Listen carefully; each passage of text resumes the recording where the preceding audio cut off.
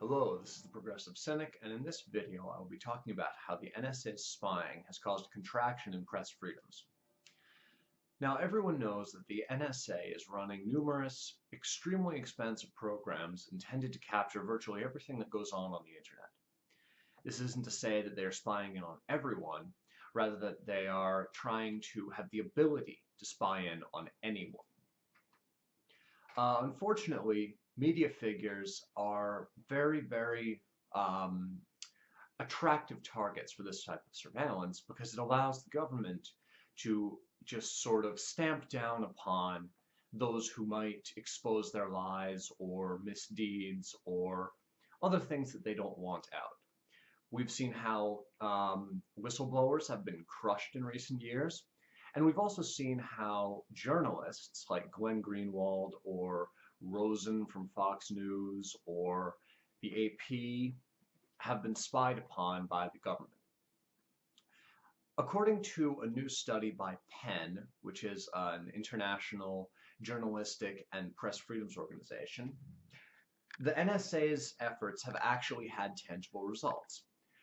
In a study conducted on PEN's membership, who are journalists, 28% of PEN's journalists have curbed their social media use, 24% are avoiding certain topics in phone and email conversations, and 16% have avoided writing or speaking about issues. This is incredibly significant, and it makes us look like a repressive regime. I mean, this organization usually protests, say, Russia or China, or some autocratic country which does not have a First Amendment protecting their press.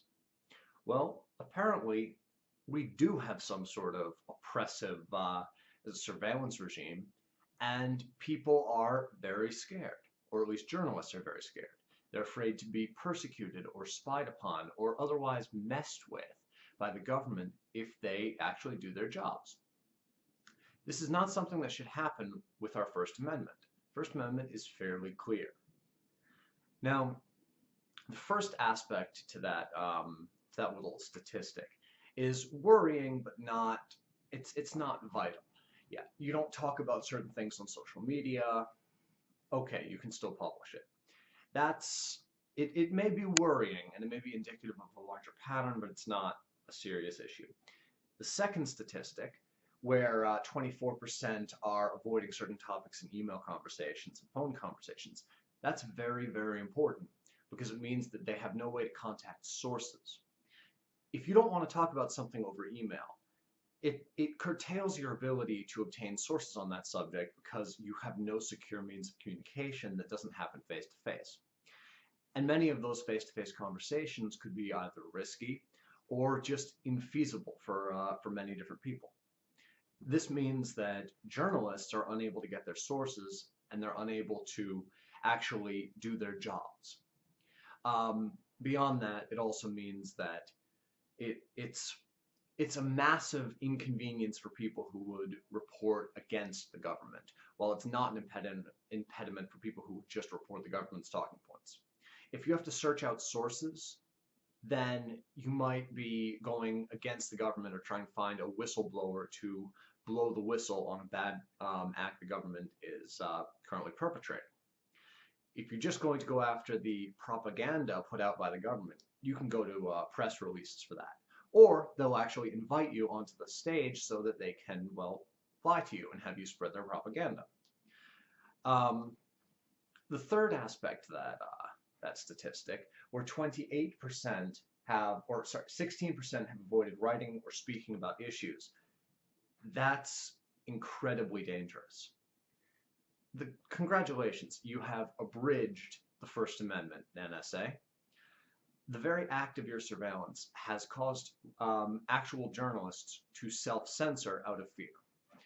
That basically means the First Amendment has been destroyed in this very narrow aspect.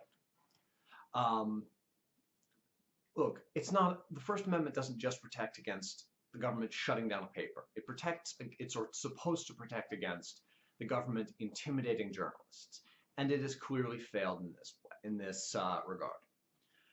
If journalists are afraid to write about things because they fear repercussions, then it's not a free press. And congratulations, we've become an ex-Soviet bloc country. This needs to be fixed. This needs to be fixed immediately. It can come through oversight or from the legislature, judicial review, or just an internal shakeup at the NSA. But what we need right now is a mixture of transparency and accountability.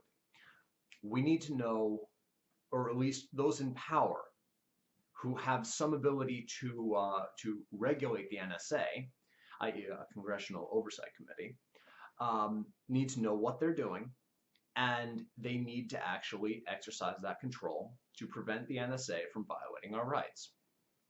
This is not going to be easy because the NSA is immensely powerful, and entrenched interests on both sides of the political aisle do not want accountability.